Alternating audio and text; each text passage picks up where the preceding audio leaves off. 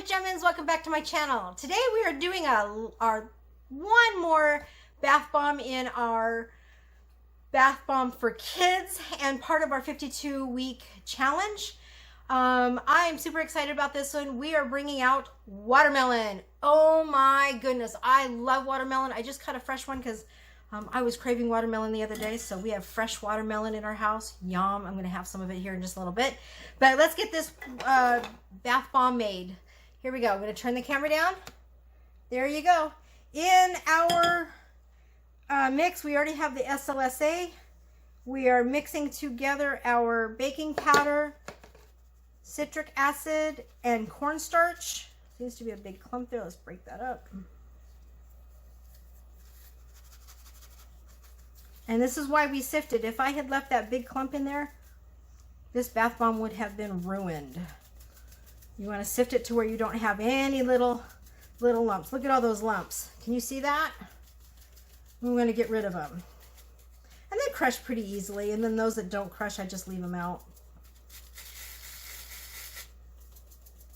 Like that. Just leave that out. All right. We are going to be using Watermelon Crush from Mad Micah's. I absolutely love this color. It's so pretty. And it's perfect for this. Ooh, drop that in there. Should be enough. All right. Look at that watermelon red. Oh, that is so pretty.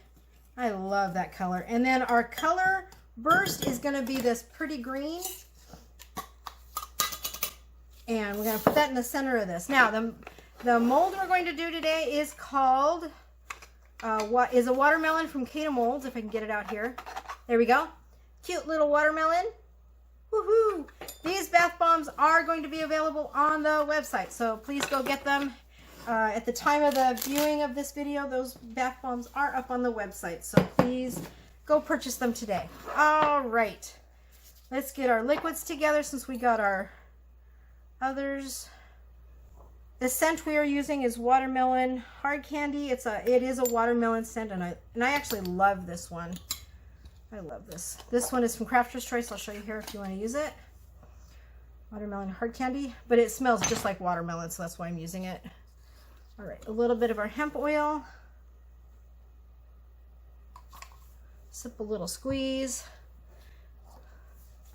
Our water.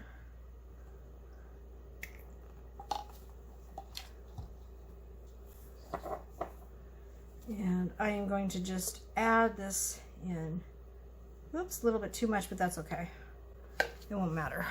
Polysorbate 80 is really good for your bath bomb, so definitely, most definitely use it.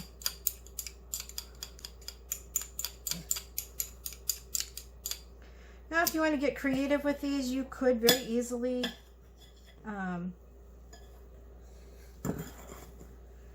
paint these watermelons. I simply don't have the time to do it, unfortunately. And I know that sounds like a lame excuse, but with everything I have going on at my house right now, I simply do not have the time. But if you are doing it for yourself, you can do it. And honestly, the kids don't care. Anytime I make these molds, the kids eat them up. They love them. So I never have to worry about decorating them up. It's more fun if you do, though. I mean, especially this one, you can get that little green stripe in there and do the end and then paint the little black spots on it if you wanted to. I know people that have done it. I just choose not to myself. And it is my choice, honestly. But Dora from Creative Bath Labs has a really good tutorial on painting bath bombs if you want to get with her. I like her tutorials. She's got a really good website. All right, so there you go. So let's put this together here. See how fast and easy that was to put these together? Well, it didn't take very long at all. Making bath bombs is really a lot of fun. All right, so we're going to tunnel this. We're going to put this right in the middle here.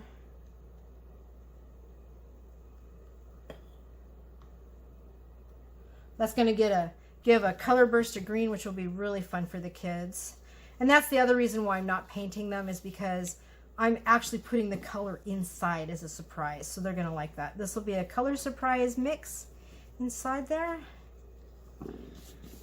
And all I'm doing is gently pressing down, and the reason for that is I want that color burst to stay in its place. I don't want it to go anywhere else.